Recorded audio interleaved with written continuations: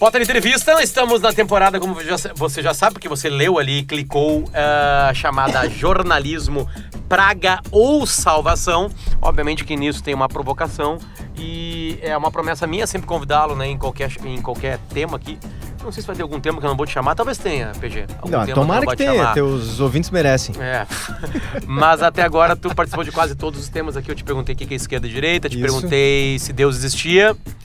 Né? Falamos uma vez sobre tempo, que não era Bolsonaro e agora. Bolsonaro e agora.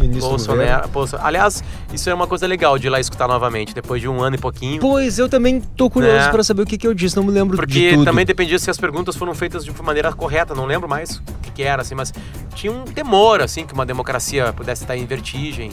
Tinha. Um dos principais debates era esse. Então, PG, o assunto hoje é jornalismo. Jornalismo. Tem uma provocação na pergunta, né? Óbvio que não é uma praga e óbvio que não é uma salvação. Ou tá muito mais próximo de algum lado. É que, claro, uma praga eu não tenho dúvida de que não é. E uma salvação também não pode. Uma praga eu não tenho dúvida que não é. Vou te explicar por quê. Mas uma salvação não pode ser, porque uma salvação se pressupõe quando é algo novo, né? Que vem para libertar ou para salvar um determinado lado. E o jornalismo não. O jornalismo é algo já concreto, consolidado. E eu diria que não é uma praga de forma alguma, porque é uma necessidade basilar de qualquer sociedade democrática. O que se vê hoje, e acho que isso é interessante e vai começando a responder a tua pergunta central aqui, é uma fobia, um ódio, uma fúria global, inclusive não é um fenômeno brasileiro, ao jornalismo, né? Uma raiva, tem uma visão de que os jornalistas são conspiradores, né? Então tem uma fúria que se derrama, que o jornalismo é canalha, o jornalista é desonesto, que teria sempre segundas intenções no que ele escreve ou no que ele diz, enfim, e vem crescendo aos poucos na era digital agora, tu tem visto isso. A ideia é justamente de um mundo livre de jornalistas, né? Em que a informação seria algo fluido, espontâneo, acessível para todo mundo, horizontal, sem mediadores, né? Produzida pela própria massa digital. Isso decorre do que eu estava dizendo, dessa fobia ao jornalismo, de achar que o jornalismo é um monstro, né? De que os jornalistas são conspiradores e desonestos, enfim. Eu acho que é importante, Potter, começar refletindo sobre qual é a função principal da imprensa. É informar. Não há dúvida disso. Informar o quê? Te pergunto. Tá perguntando mesmo? Tô te perguntando. Isso mesmo que tu falou agora. A verdade. A função da imprensa é informar. Informar o quê? Em princípio é informar a verdade. Ao contrário do que muita gente diz, Potter, não existe essa conversa de que cada um tem a sua verdade. Não, a verdade é a verdade e acabou. Cada um pode ter, claro, a sua opinião sobre a verdade. A sua interpretação, seu ponto de vista, enfim, aí entra inclusive o jornalismo de opinião. Mas a verdade em si, por definição, ela é indiscutível, ela é o que não pode ser posto em dúvida. Isso é a verdade, ela é o retrato inquestionável dos fatos. É isso que a imprensa faz, em primeiro lugar. Apura, investiga, vai atrás da verdade, apresenta a verdade para as pessoas. A gente pode divergir sobre pontos de vistas, opiniões, enfim, a partir da verdade. O que eu acho? Quem defende o fim da imprensa, Potter, essa fobia, esse horror ao jornalismo é, no fundo, um horror à verdade. A fobia ao jornalismo, que eu quero dizer, é que ela é natural quando alguém, e isso é muito comum, só quer ver, ouvir ou ler o que possa confirmar suas próprias crenças. Quer dizer, não importa qual é a verdade para essas pessoas, Potter, o que importa é ter suas convicções reiteradas o tempo inteiro. O José Francisco Botelho, que é um colunista da Veja, escreveu que existe hoje, ele usa essa expressão, uma ânsia por narrativas unívocas, ou seja, definitivas, inquestionáveis, que possam explicar o mundo de uma vez por todas, sem contradições, sem contra-evidência nenhuma. Essas pessoas que têm essa ânsia por essa narrativa, Potter, elas não têm o menor interesse em botar à prova as suas próprias certezas. Quem ameaça suas certezas é considerado por esse pessoal um representante do mal que deve ser varrido da face da terra e morto. Ainda que com ele seja varrida a verdade também. Então por isso que a imprensa é tão odiada. Porque não tem arma mais violenta contra uma certeza do que a informação. Se eu trouxer a informação, A informação é a informação, o que eu estou dizendo, ela é o retrato inquestionável dos fatos. Se eu apuro a verdade, essa é a verdade. As pessoas não querem a verdade, Potter. Elas querem reiterar, confirmar o tempo todo as suas próprias convicções, as suas próprias crenças. Se as suas próprias crenças podem ser derrubadas pela verdade, por algo que aparece, por um fato inquestionável, elas não querem a verdade. Elas querem que a verdade vá embora, que a verdade seja varrida, não interessa a verdade. Então existe hoje uma crise da verdade, não só uma crise da imprensa. Eu não estou dizendo que a imprensa não erra. Qualquer empreitada humana pressupõe falhas e erros, é evidente que sim, não há dúvida, o tempo todo. É claro. Mas ainda acho que mesmo com todos os seus erros, seus problemas, suas falhas que ocorreram, não há dúvida alguma, a imprensa ainda é fundamental. Imagina uma sociedade sem imprensa, sem o jornalismo, sem alguém, sem pessoas que sejam pagas e cuja função precípua e primordial seja apurar as informações e apresentar a verdade. O que ocorreria? As pessoas dizem que o jornalismo manipula. É o contrário, Potter. A maior manipulação que se vê é a reprodução de fake news. Por exemplo, quando morreu Marielle Franco, 400 mil pessoas compartilharam um post dizendo que ela tinha... Eu estou pegando esse exemplo porque é um exemplo, acho que talvez tenha sido a fake news mais compartilhada dos últimos tempos aqui no Brasil, tá? 400 mil pessoas compartilharam um post, eu estou falando de um só, teve vários outros reiterando essa mesma bobagem, porque era uma invenção, não era uma verdade, de que a Marielle Franco tinha um envolvimento com o Comando Vermelho, lembra disso, né? E tinha um caso, inclusive, com o líder do tráfico no Rio de Janeiro. Essas 400 mil pessoas, eram 360 mil, se não me engano o número preciso, que compartilharam essa inverdade, elas foram manipuladas. Isso é manipulação. Por quê? Porque é fácil manipular alguém, Potter, porque as fake news são justamente as verdades que a gente gostaria de ver, né? A gente só divulga uma fake news, ou quem divulga só faz isso, quando está incutida naquela fake news ali um princípio, uma informação que ela gostaria que fosse verdade. É isso que interessa para as pessoas hoje. É divulgar o que para elas reitera as suas próprias crenças, as suas próprias visões. Não interessa se é verdade ou não. E essas pessoas é que são manipuladas. Deixa eu somar duas coisas, tá? Uma coisa muito importante, deixa eu escrever aqui. Redes sociais. Uhum. Só para não esquecer. Tá. Vamos lá. Bom, pesquisas nos Estados Unidos já apontam que uma fake news, ela muito mais abraça uma causa do que muda uma opinião. Uhum. Entende? Esse caso da Marielle parece ser isso. Todo mundo queria que a Marielle tivesse um problema para ser morta. Tem uma desculpa para ser morta. Então todo mundo espalhou porque achou, não, tá aqui, tá resolvido o caso. Sim, porque as pessoas querem. Sim, querem. Acreditar que a Marielle seja aquilo que elas gostariam que fosse. Leu aquele livro assim, é fake news. É isso que as pesquisas apontam, que é muito mais um alimento de quem já crê naquilo que está sendo mentido ali, do que algo que vai mudar. Ou seja, só um parênteses, a verdade não importa. Não interessa, é um alimento. Beleza. Tu usou tu deu uma time mark, assim, várias vezes, usou a palavra hoje, né? Hoje chega mais opinião em quem dá informação e opina, na imprensa. Chega mais.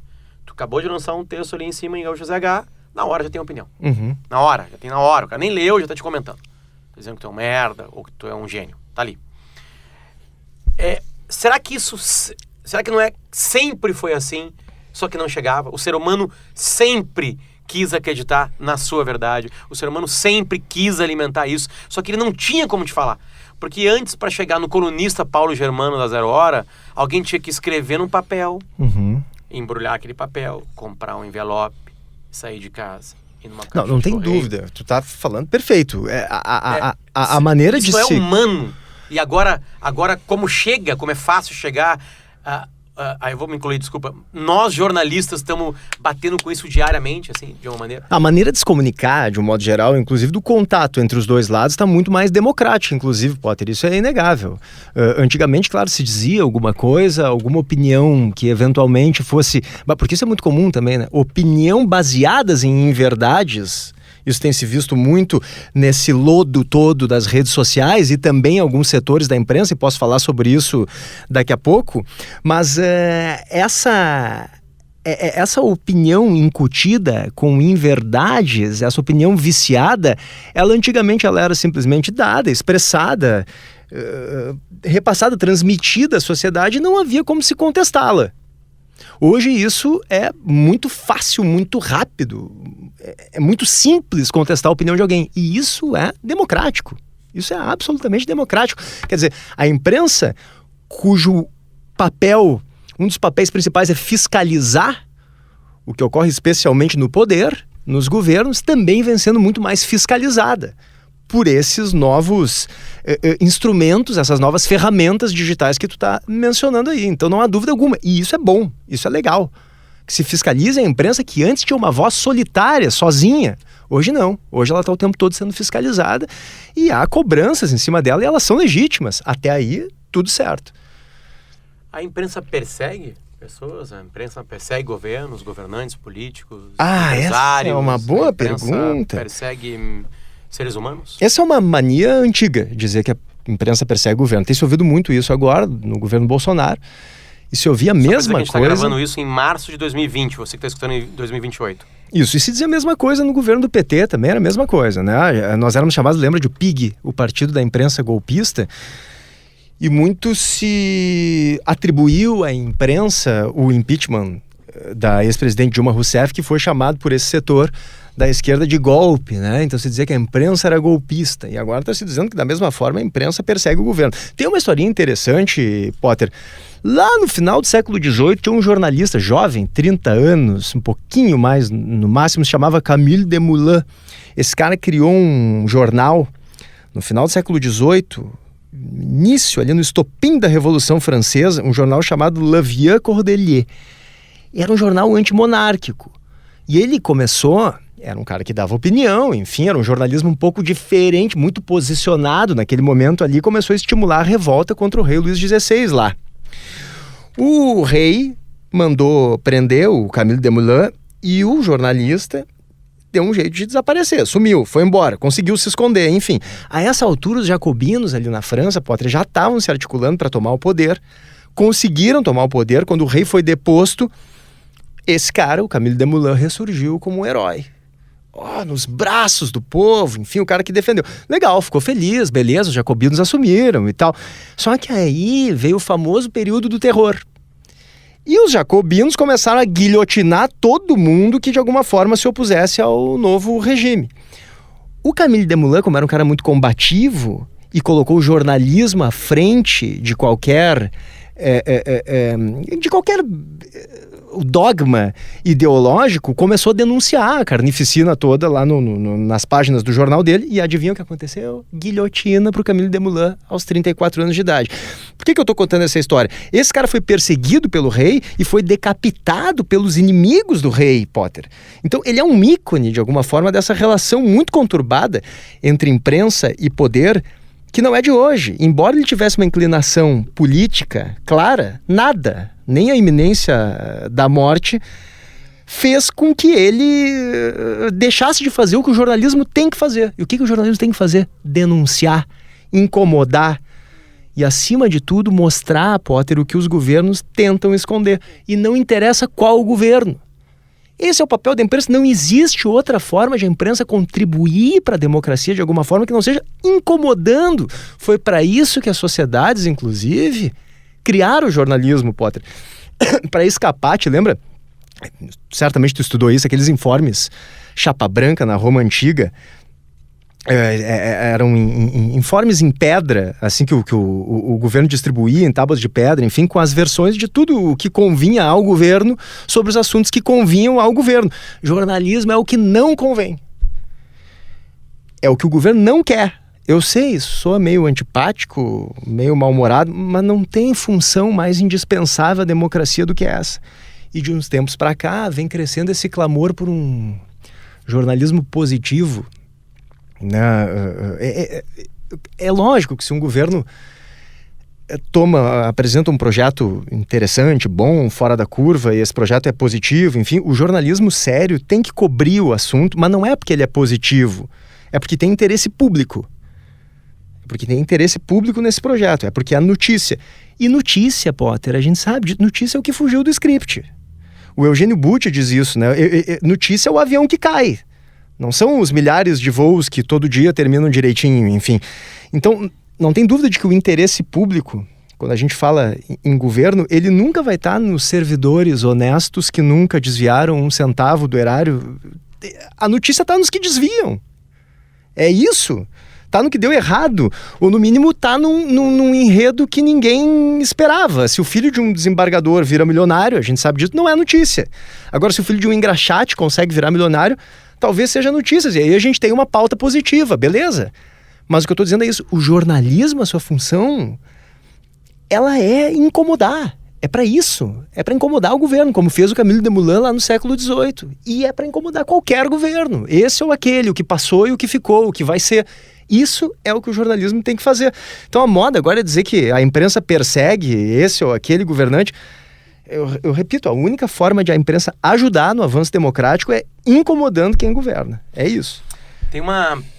Eu quero perguntar isso pra todo mundo, tá, PG? Uhum. Eu tô perguntando pra todo mundo que nessa temporada tá aqui. Eu acho que, às vezes, a linguagem... Uhum. Isso é meio humano, assim, né? O jeito que a gente fala com as pessoas e o que a gente defende, assim, né? De um tempo pra cá, algumas coisas pararam de... Elas não podem mais ser ditas. E coisas importantes, avanços, assim, né? Que as pessoas classificaram como um politicamente correto. As redações de jornal, elas são politicamente corretas, elas são politicamente incorretas. Isso afetou o jornalismo, isso atrapalhou a relação público com o jornalismo. Tô falando Brasil pra cacete. Acho que podia até avançar para os Estados Unidos, mas tô falando Brasil pra cacete, que é uma coisa que chega bastante, pelo menos em mim, assim, de crítica, sabe? Pois sei lá, certos exageros até da imprensa. Tinha uma matéria nesse carnaval agora no UOL de que uma índia viu como é que se chama? Um carnavalesco, não é carnavalesco? Uma pessoa pulando na rua, um folião, com um cocar de índio e chorou, porque aquilo era uma apropriação da cultura dela. Era a manchete do UOL. Assim. Óbvio que pra mim isso aí é um exagero bem claro, assim, né? O que isso atrapalha essa relação? O que o jornalismo teve que lidar? O que tu, que já tá um tempinho interessante até, trabalhando com jornalismo, teve que mudar também, assim? E o que isso foi positivo e o que isso tem de negativo? Dessa preocupação, assim. Potter, eu sempre tenho a impressão de que a imprensa, de alguma forma, as redações de jornal, como outros ambientes de trabalho, outros ambientes profissionais, elas são de alguma forma o espelho, um recorte de uma sociedade inteira, de uma sociedade maior. Então acho que sim, acho que é evidente, essa preocupação com o chamado politicamente correto, ela entrou com muita força nos últimos anos na sociedade como um todo, também entrou nas redações de jornal, porque as redações, como eu disse antes, a função delas é apurar, né, informações que de fato estão nessa sociedade. Então, claro, eu concordo contigo. Em alguns momentos, acho que houve, de fato, alguns excessos em relação a essa questão do politicamente correto. Em outros, eu acho que fazem parte dos avanços sociais que a própria sociedade exige. Vou te dar um exemplo aqui muito assim, pueril, mas é bem de redação mesmo. A redação aqui do jornal onde eu trabalho, o Jornal Zero Hora, escrevia sempre como manual de redação marido e mulher. Não se usa mais mulher, porque se entendeu que a mulher do fulano não é muito simpático mais hoje. Eu não acho que isso seja ser politicamente correto no sentido, assim, negativo da palavra. Hoje se entende que dizer a esposa do fulano é mais simpático, é mais delicado. Eu não vejo problema nisso, quando quando está acompanhando alguns avanços da sociedade. Agora, em relação a esse caso que tu está dizendo, que envolve apropriação cultural, é sempre algo que me deixa um pouco com dois corações, assim, porque eu entendo que...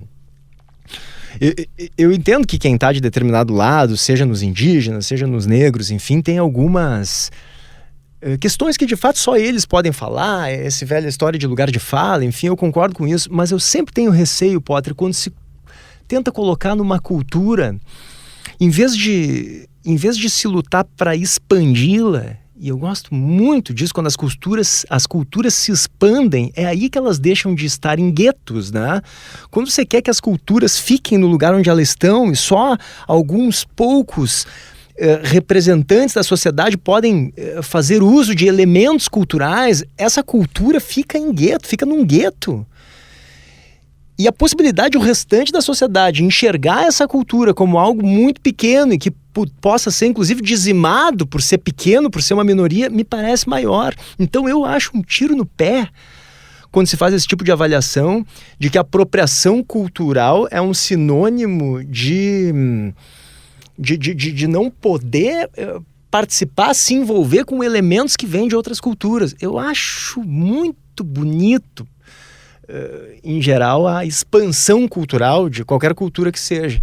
Eu concordo que se deve tomar alguns cuidados eventuais, enfim, que se apropriar de determinados ícones, determinados signos, possa ser um pouco perigoso. Mas, em geral, eu percebo, às vezes, uma intenção de isolar determinada cultura pelos próprios representantes dessa cultura. Isso não é legal. Então, tu vê, eu sou um cara que faço parte da imprensa, enfim, e tenho esse ponto de vista. Outros colegas meus têm outros. Então, acho que o politicamente correto, assim como na sociedade ele tem controvérsias, tem visões muito distintas entre uma pessoa e outra sobre a maneira de encarar esse novo fenômeno, também acho que isso nas redações de jornal também muda. Esse exemplo, para mim, é um exemplo razoável. Não se usa mais mulher do fulano, se usa esposa do fulano. Eu acho ok. Acho que não há problema nisso, porque houve momentos em que disseram, olha só, usar a mulher do fulano é meio feio, não é legal. Tudo bem, vamos acatar. Não vejo problema nisso. É difícil falar sobre isso que a gente já falando sem falar sobre ideologia, tá? Uhum. De verdade, assim, porque aparentemente todo mundo tem a sua. Né? O Cazuza acertou lá.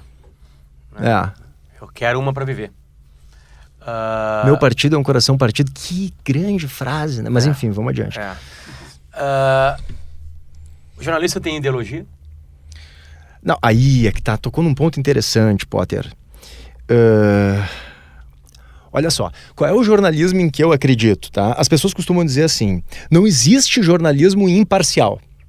É verdade que não existe jornalismo imparcial. Por que não existe jornalismo imparcial? Porque sempre que eu estou contando algum aspecto, ainda que eu atuando como repórter, eu te entrevisto, enfim, bato um papo contigo, e quando eu for passar essa entrevista para o papel, por exemplo, eu, naturalmente, como jornalista, já vou estar o quê? Selecionando, né, o que eu acho mais importante, o que eu coloco mais para cima, o que eu coloco mais para baixo. Não, isso aqui que o Potter falou, ele não respondeu o que eu perguntei, então não vou pôr, isso aqui eu vou pôr.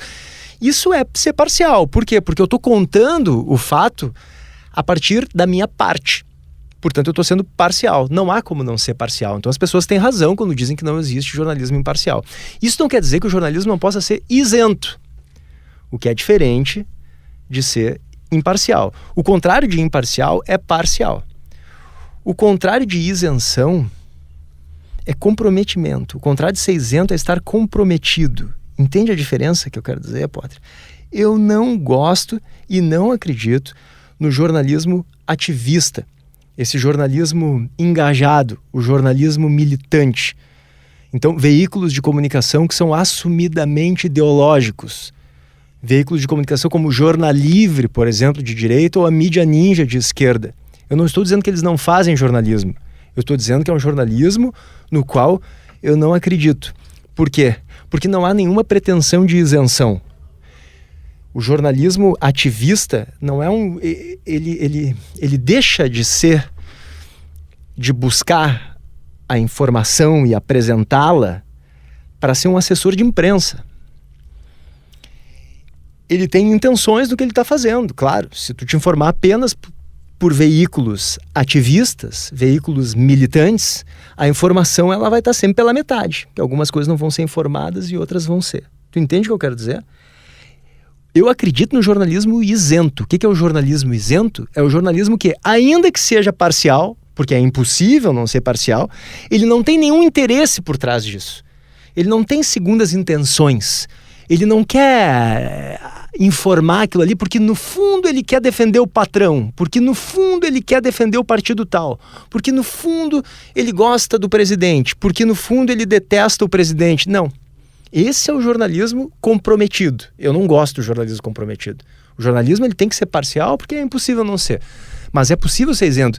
E é possível também, Potter, e o Davi Coimbra, inclusive, diz isso, e eu acho muito legal o que ele diz, que é possível dar opinião com isenção.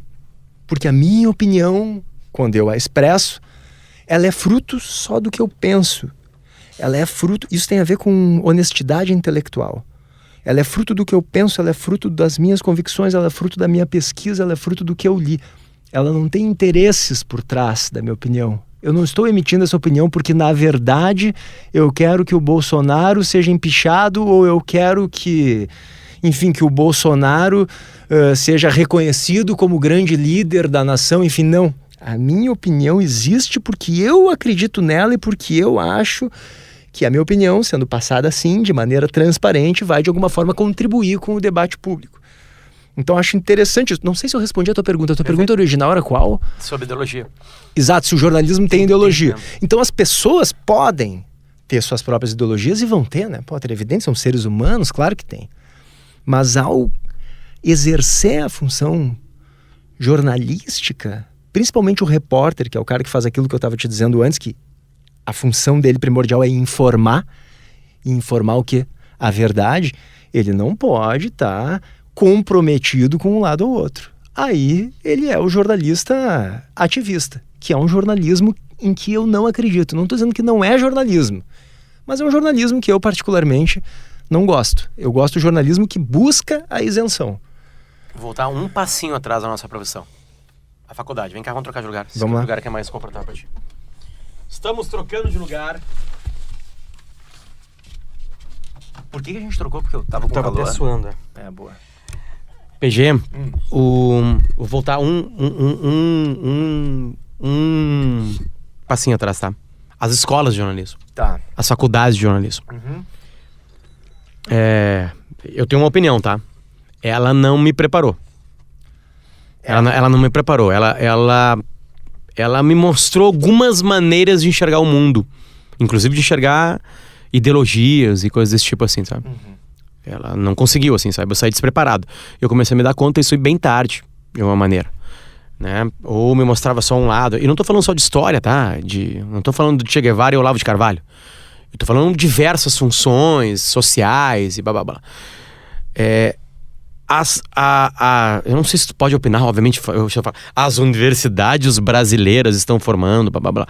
Mas o que são hoje as universidades de jornalismo? Vou te dar um exemplo, tá? Esses dias, eu quero avançar um pouquinho mais. Esses dias a gente ia entrevistar o ex-secretário de Cultura do governo Bolsonaro. Uhum. Um dia após ele lançar aquele vídeo com texto de Goebbels. Uhum. E aí a gente anunciou antes que a gente ia ouvir ele. No timeline. No timeline, na Gaúcha. Começou a chegar de professores universitários reclamações de que a gente ouviria ele. Vocês vão ouvir esse cara? Uhum. Eu discordo violentamente desses professores universitários. Eu também. Violentamente. As universidades estão colocando nas redações bons profissionais? Potter, eu acho que a tua pergunta ela é absolutamente legítima, é uma preocupação que eu também acho legítima. Acho que sim, em relação a uma certa hegemonia da esquerda nas universidades de humanas, não há dúvida de que ela existe. O que eu acho um pouco perigoso é destituir, e isso eu acho muito comum, destituir a capacidade cognitiva, intelectual do aluno, do estudante, do jovem, que seja, só porque ele é um guri, porque ele é um menino, porque não sei, de entender o que ele quer absorver, o que ele não quer absorver, o que ele concorda e o que ele discorda. Isso eu acho um pouco perigoso. Porque o que me parece, Potter, é que as pessoas costumam querer que o aluno na escola ou na universidade, ele tenha contato só com o que a família, por exemplo, concorda. Eu sou, justamente por ser contra todo tipo de doutrinação, eu tenho pavor de proselitismo, lavagem cerebral. A mim, Potter, particularmente agrada que os professores ofereçam conteúdos diferentes do que os pais já transmitem e inclusive tentam impor às crianças ou aos jovens, enfim. Senão, para que serve o colégio Para que serve a faculdade? Eu entendo. Não, mas aí se o menino vem de uma família de esquerda e na universidade também é de esquerda e o colégio, ele vai ser um cara de esquerda. Será? O que faz a gente pensar, assim, destituir tanto a capacidade de contestação de um ser humano nesse ponto, assim? Então eu acho, assim, de fato, existe uma hegemonia de esquerda na sala de aula? Acho que sim. Especialmente em universidades, em faculdades de humanas. Agora, interferir nisso de uma maneira grosseira, que é como eu tenho visto com esses projetos como Escola Sem Partido, por exemplo, é algo que não me soa bem, não me passa bem. Tem uma tendência a achar isso autoritário, tá? O Contardo Caligares uma vez escreveu, Potter, que o aluno ideal é aquele que contesta os pais com o que aprendeu no colégio e contesta o colégio com o que aprendeu com os pais. Quer dizer, se a escola, a universidade também e a família são os instrumentos principais de formação e de deformação também dos jovens, não pode ser saudável que as duas vivam concordando o tempo todo, entende? Pelo contrário, eu acho que a divergência entre elas é que cria esse espaço de conflito que é necessário para o aluno, para o estudante, encontrar sua própria autonomia. Então é isso, respondendo a tua pergunta. Bom, estão formando profissionais de esquerda? Eu não iria tanto. Eu não acho que tenham esse poder. Só para dizer, somar que tu coloca o de esquerda, pra te ver o quanto isso é pesado pra quem vive isso, né? Porque eu nem tinha dado lado. Mas é claro. Mas é transparente. Sempre, exato. Não, sempre que se fala, não há dúvida disso, que existe uma hegemonia não, que cai para a esquerda, como a gente tá vendo, universidades. Digamos que existe uma escola olavista, né? Que se fala do Olavo de Carvalho, a influência desse cidadão. Né? Exato. E aí, olha só, claro, Bolsonaro foi eleito presidente com a maioria dos votos de todos os setores, inclusive dos jovens na sociedade. Então esse papo de que formaram uma sociedade jovens de esquerda, para isso só um pouquinho baseado em quê? Onde é que está a verdade sobre isso? Quem é que apurou isso? Cadê os dados que me mostram isso? Que de fato... E outra, o Olavo de Carvalho está formando uma série, realmente, como tu está dizendo, de jovens que são influenciados por ele, e isso é legítimo, e muitos deles já estão começando a se tornar professores, e vai crescer, e eles vão dar aula nas universidades, e nós vamos ter universidades talvez pendendo para a direita. Aí me chama essa turma aí do Escola Sem Partido, eu quero ver se eles vão querer proibir os caras de dar aula. Eles querem proibir de dar aula porque eles querem proibir a ideologia com a qual eles discordam. Não tem nada disso de escola sem partido, é escolas com o meu partido. É isso que querem. Pega o Olavo de Carvalho e bota ele para dar aula ali com a turma dele no mais. Vê se alguém vai chegar, esse pessoal, queremos escola sem partido aqui porque estão colocando muito uma ideologia, estão fazendo lavagem cerebral, tão louco para fazer lavagem cerebral, desde que seja a lavagem cerebral que eles querem. Então não vem se meter nas universidades, fica quieto fazendo tua lavagem cerebral pelos teus cantos. Sobre ouvir seres humanos. O jornalismo ouve seres humanos, seja qual for. O jornalismo não ouve. Potter, essa deveria ouvir, né? Em princípio, eu tô tentando aqui, enquanto me fez essa pergunta, eu tô tentando entender em que momentos talvez ele não tenha ouvido. Como eu disse, toda empreitada humana tem falhas, né? Às vezes o jornalismo não consegue detectar algumas coisas, mas eu também acho que a gente tem que cuidar com o tipo de responsabilidade, atribuição que a gente acha que tem a imprensa. É que ouvir não é ratificar, né? É que a imprensa, ela tá sempre atrás da sociedade, né, Potter? Ela não tá na frente. Quem tá na frente da sociedade, ditando o que vai acontecer, dando assim os novos rumos, em geral, é a arte, né?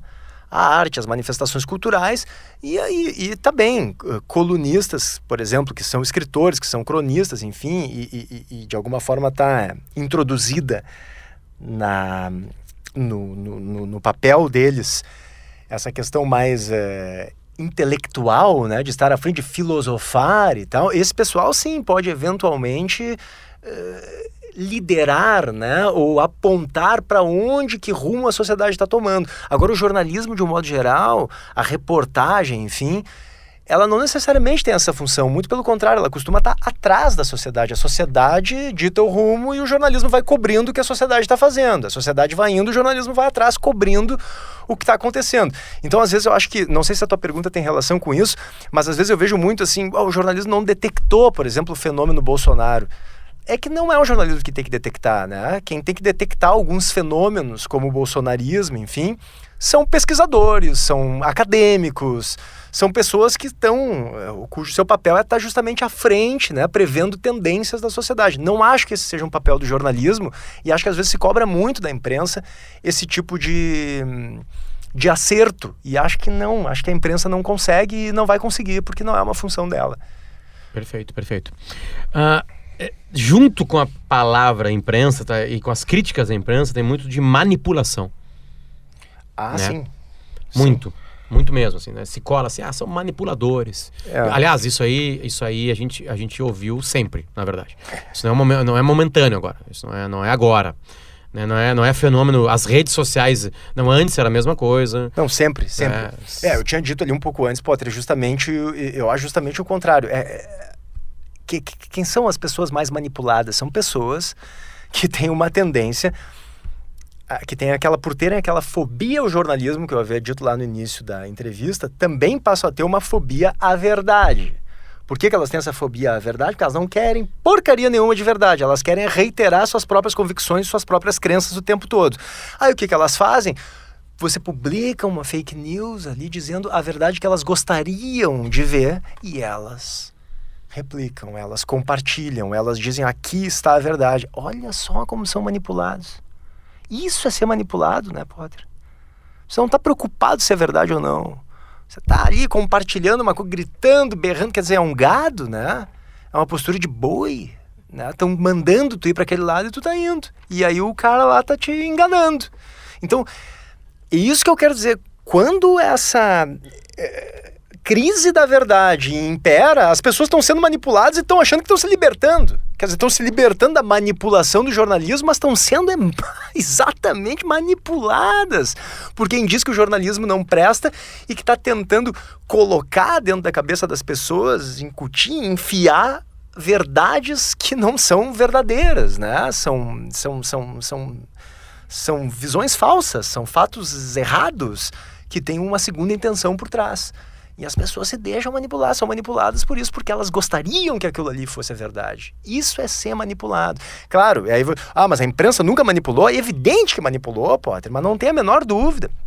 A gente sabe, é célebre, isso não é segredo de ninguém, que a Globo, lá na eleição do Collor, naquele célebre debate entre Collor e Lula, o Boni reconheceu depois, né, que colocou ali uma série de pastas junto com o Collor, né, uma pilha de folhas, de pastas com folhas dentro, e eram folhas em branco, para o Collor dizer que ali eram os processos contra o Lula.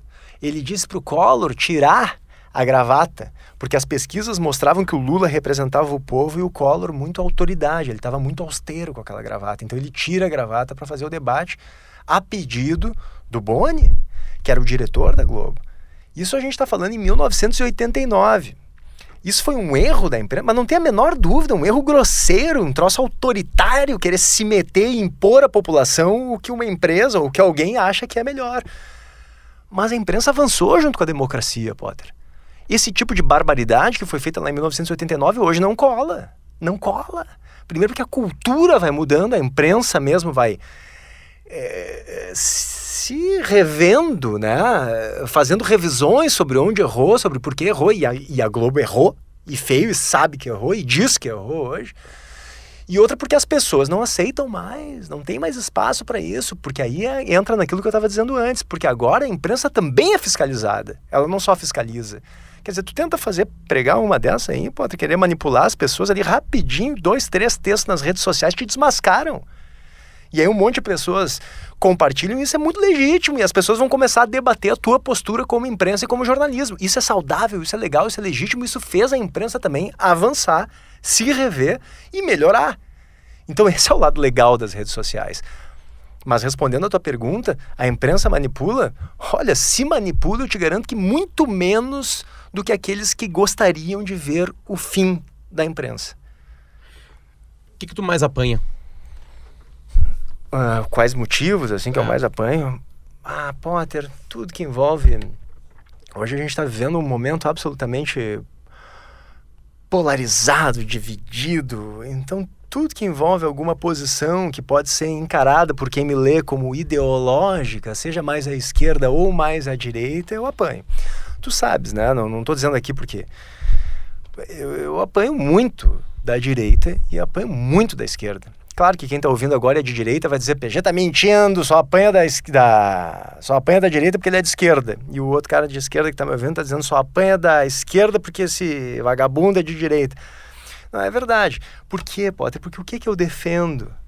Isso eu acho o mais importante, como eu trabalho com opinião. Eu defendo pensar por conta própria. Pensar por conta própria requer pensar sem dogmas, sem verdades prontas, sem pensamentos pré-estabelecidos, sem estar necessariamente fechado com um conjunto de pensamentos, um conjunto de dogmas que definem essa ideologia ou aquela ideologia, a esquerda ou a direita, enfim. Pensar por conta própria é a mesma coisa que só pensar, né, Potter? Porque se tu pensa segundo padrões já estabelecidos, seja por convicções ideológicas, políticas, religiosas, culturais, morais, não tá pensando, tá reproduzindo pensamentos prontos. Então é isso que as pessoas têm tendência a fazer hoje. Elas estão associadas, agarradas, apegadas a um conjunto de ideias e que se em algum momento tu mostrar que aquela ideia, desse conjunto de ideias que ela defende, tu não concorda com elas, então tu é naturalmente atirado e lançado pro outro lado. Ou tu é um golpista sem vergonha, reacionário, ou tu é o contrário disso, um comunista, um esquerdista, um comedor de criancinhas, enfim. E isso eu acho muito perigoso, que eu acho que as pessoas estão perdendo a capacidade de pensar por conta própria, que é, na verdade, só pensar, né? Pensar por conta própria é pensar. Pensar segundo o que já pensaram não é pensar, é reproduzir o que já pensaram. PG, é um prazer te ouvir. Prazer é todo meu. Que bom que tu me convidou de novo. Eu ficaria mais tempo aqui. De verdade, assim. De verdade, mesmo assim. Vamos ficar então. Algo te incomoda, assim, algo... Abre teu coração agora. Tipo assim, algo... esse momento é conturbado pra ti? Não, o que me incomoda... chato, tu quer largar tudo, tu quer ir pra uma pousada. Não, acho que esse é um momento importante pra gente fazer jornalismo. Acho que é importante, é um momento que o jornalismo tá sendo muito exigido. Justamente porque você tem uma necessidade muito grande de se apurar e apresentar a verdade. A verdade, eu repito, ela não tem relação alguma com ponto de vista, nem com opinião, nem com análise. A verdade é o retrato inquestionável dos fatos, e a gente está precisando fazer isso agora. Tu pergunta se algo está me incomodando? Sim, algo que me incomoda muito é que as pessoas não têm o menor interesse em botar à prova suas próprias convicções, Potter. Estão prontas. Elas estão prontas. Claro, porque se elas estiverem erradas, imagina se de repente elas estiverem erradas, ou que pelo menos as convicções delas se mostrem questionáveis, a vida dela acaba, né? Porque o coitado viveu para as próprias convicções, viveu 16 ele brigou anos. Com meio mundo, ele brigou com todo mundo, então sem elas, sem essas convicções, a existência dele perde sentido. E eu acho tão bonito, Potter, a gente botar à prova nossas convicções, a gente repensar, se revisar, se rever sobre quem somos, sobre o que pensamos, sobre o que queremos. Mas as pessoas não estão dispostas para isso. E aí o que elas fazem? Elas mandam a verdade pra puta que pariu. Elas querem só reiterar suas próprias convicções. E se a verdade vai pra puta que pariu, quem vai pra puta que pariu junto? Aquele que apura a verdade, a imprensa. Por isso que as pessoas odeiam a imprensa.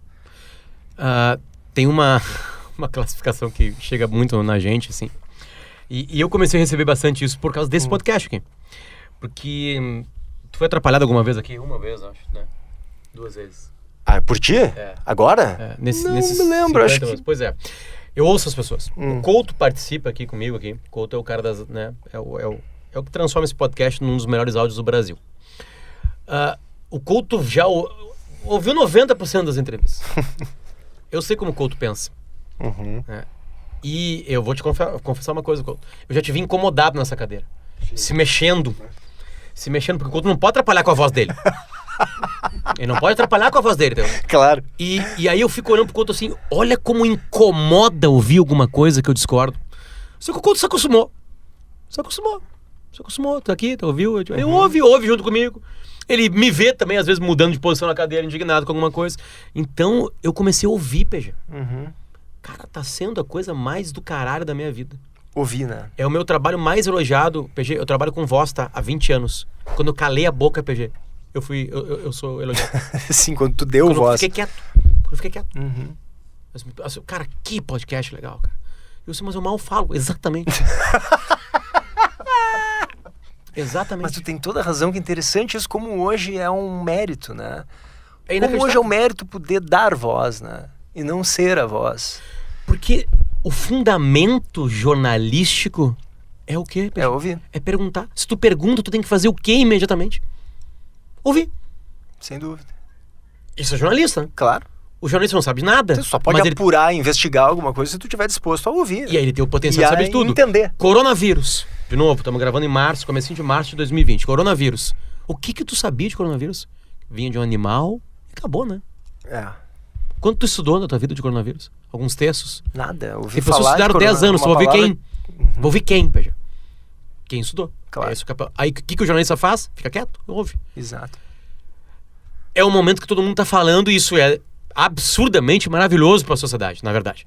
Né? A gente parece só umas criancinhas de 5, 6 anos de idade numa festa correndo pra tudo que é lado. E por outro lado, desculpa, só um parêntese, quando tá todo mundo querendo falar ao mesmo tempo, o que acontece? Todo mundo começa a gritar, né? Sim. Porque todo mundo quer aparecer, quer falar e tal, e aí tá todo mundo gritando, ninguém ouve.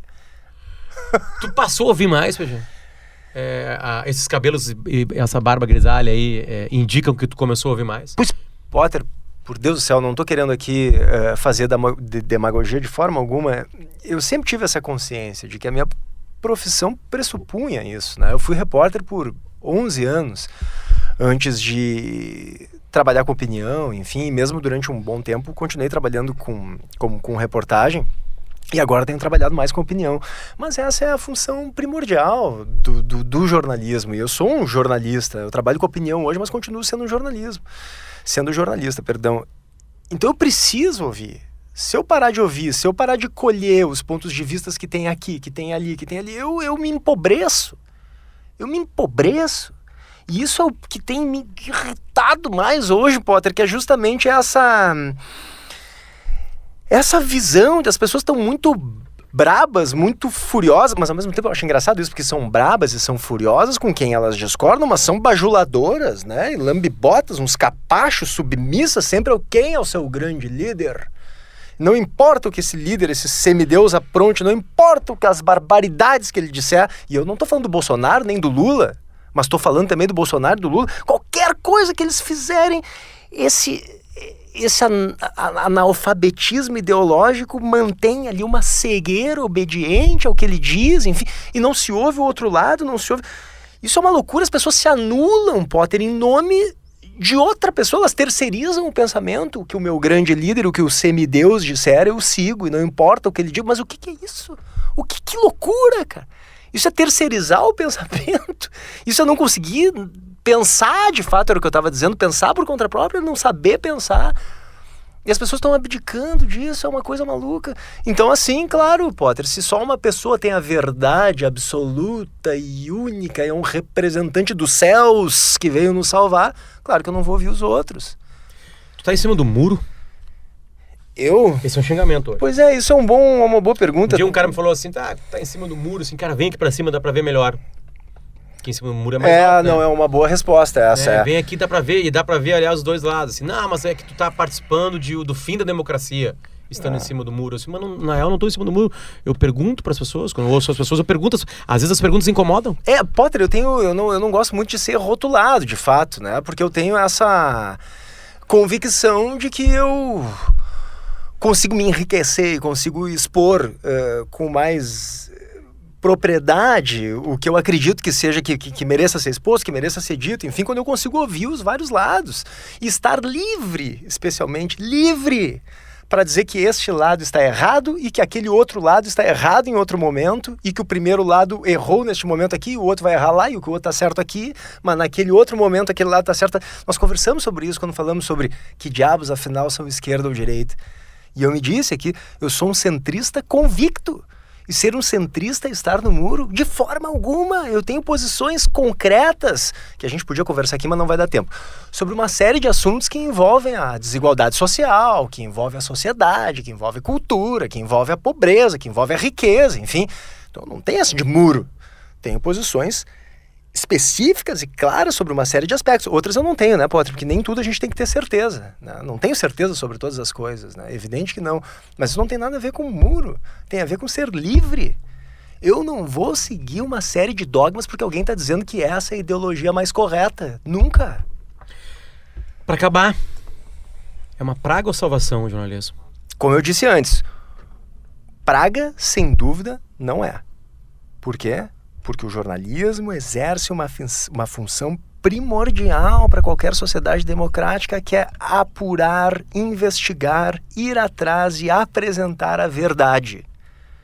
Isso é fundamental. Salvação também não é, porque, como eu disse, salvação pressupõe algo novo, né? Uma novidade que veio para nos libertar, enfim.